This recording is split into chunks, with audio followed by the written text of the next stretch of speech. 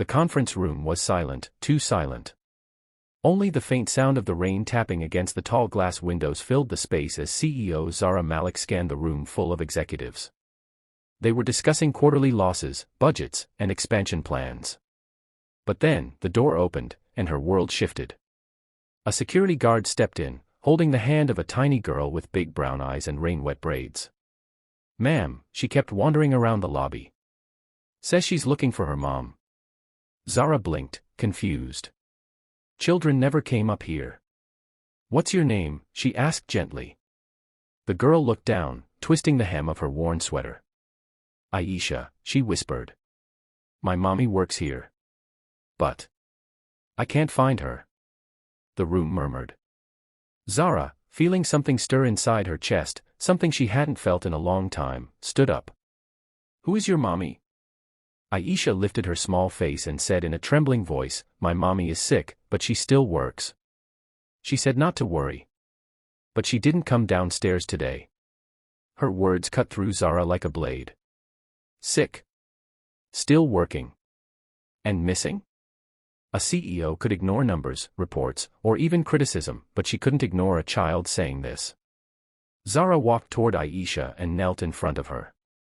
"Let's find your mommy together." Chapter 1, The Search. Zara took Aisha's hand and stepped out of the conference room, leaving the stunned executives behind. As they walked through the hallways, Aisha spoke in a small, trembling voice. "Mommy said she wasn't feeling good. She coughs a lot. Sometimes she can't breathe. But she still comes to work because we need money. She says I'm too small to understand." Zara felt a tightness in her throat.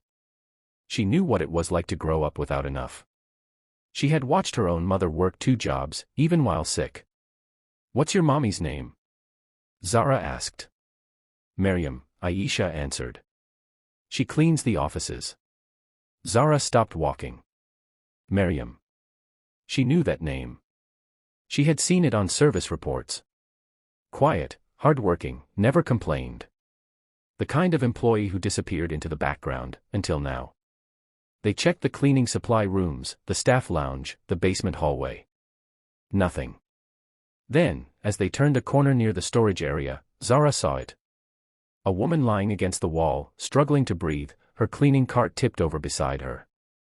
Aisha screamed, "Mommy." Chapter 2, The Collapse. Zara rushed forward, her heart pounding. Maryam's face was pale, her lips trembling, her breath shallow. "I'm fine," Maryam whispered, trying to push herself up. "I just got dizzy." But she wasn't fine. Zara could see the fever burning under her skin. "Why didn't you tell someone?" Zara asked, voice shaking with anger and worry. Maryam looked away in shame. "I can't take a day off. They'll cut my pay. I'm a single mom. Every rupee matters." Aisha clung to her mother's arm, crying softly. That sight broke something inside Zara, something she didn't know was still fragile. She felt a surge of guilt. Her company had people like Maryam working in the shadows, unnoticed, unseen. Zara immediately called an ambulance and stayed with them until the paramedics arrived. She held Aisha as her mother was lifted onto the stretcher. As they wheeled Maryam away, she reached for her daughter. "Aisha, be good. I'll be okay."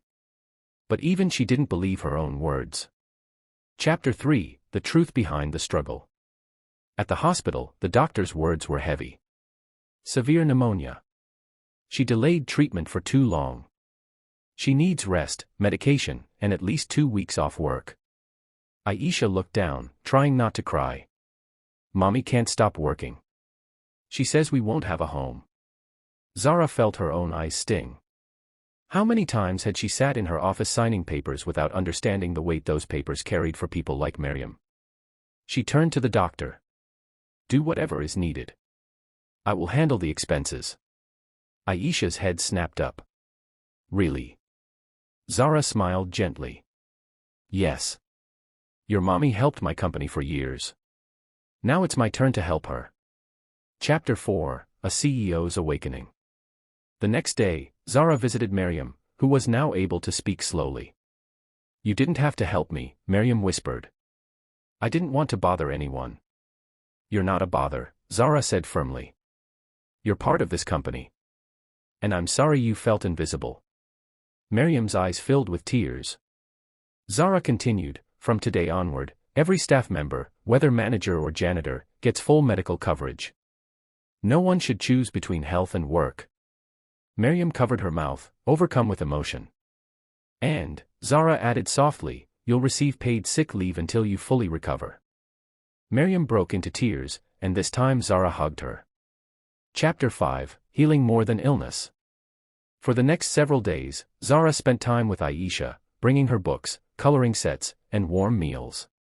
The little girl slowly opened up, talking about school, her dreams, and her worries. One evening, as they sat in the hospital room, Aisha looked at Zara with thoughtful eyes. Are you an angel? She asked. Zara laughed gently. No, sweetheart. But you saved my mommy, Aisha said. When I grow up, I want to help people like you do.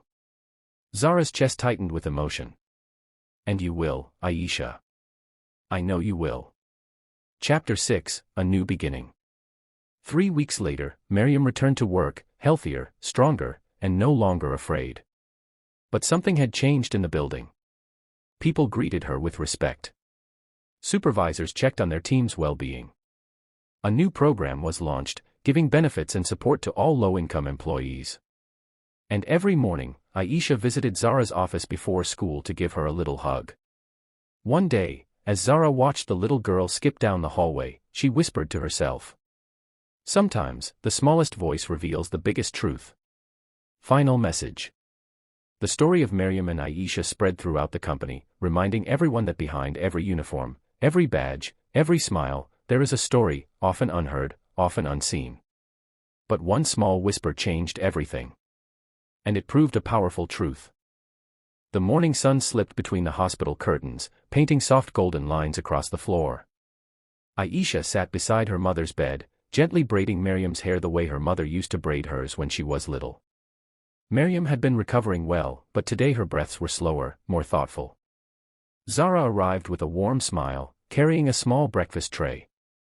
Aisha ran to her. You came again. I promised I would, Zara said, ruffling her hair. Miriam tried to sit up straighter.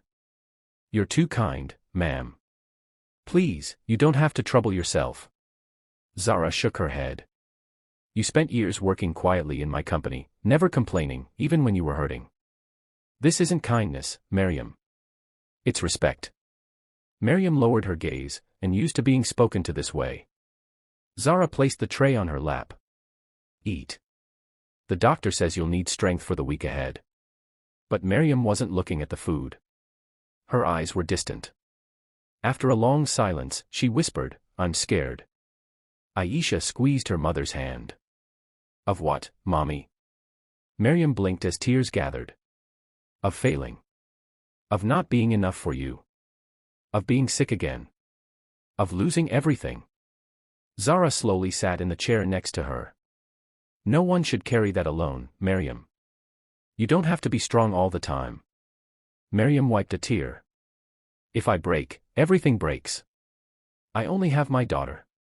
And now, Zara said softly, you have us too. A mother's hidden pain. Later that afternoon, while Miriam rested, Zara stepped outside the room.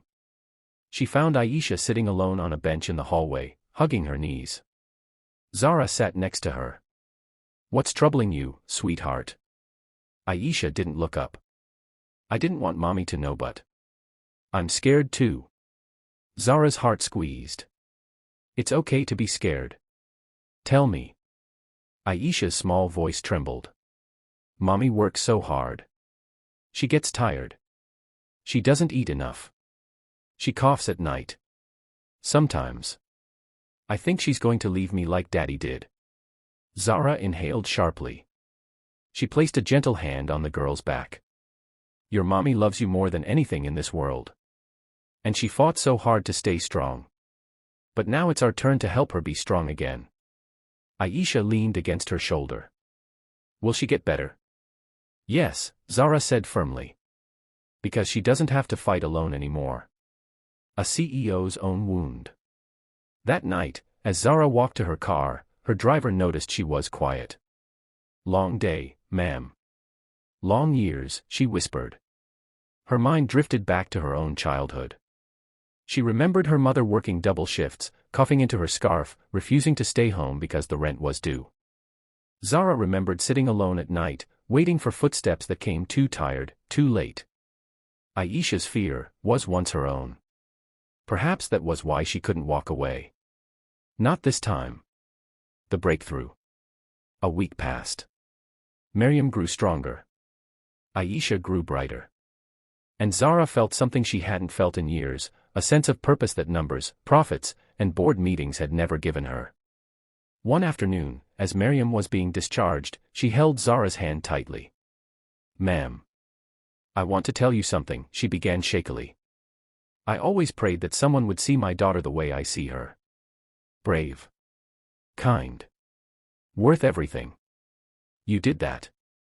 Zara felt warmth in her chest. "Aisha deserves a world better than what she has known. And I want to help you give her that." Miriam looked stunned. "Why? We are nothing special." Zara smiled softly. "You're wrong. You are the heart of my company. You kept it clean, kept it running, kept it alive. And your daughter, she reminded me of who I was before I became a CEO." Aisha tugged Zara's sleeve. "Does that mean you're part of our family now?" Zara blinked, caught off guard. Then she laughed softly. "Only if your mommy allows it." Miriam wiped her eyes. "You already are." A promise that changed everything. Before leaving the hospital, Zara made an announcement that stunned Miriam. "I'm enrolling Aisha in a better school.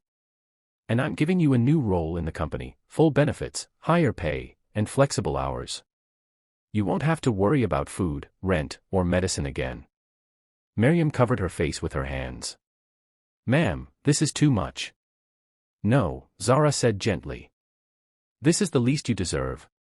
Aisha hugged Zara tightly. "Thank you for saving my mommy." Zara hugged her back, fighting tears. "You saved her first, Aisha. With your little voice. With your big heart." As they stepped outside the hospital, the sky was clearing, sunlight pouring onto the pavement as if blessing the new beginning blooming in front of them. And for the first time in a long time, all three walked forward with no fear, only hope.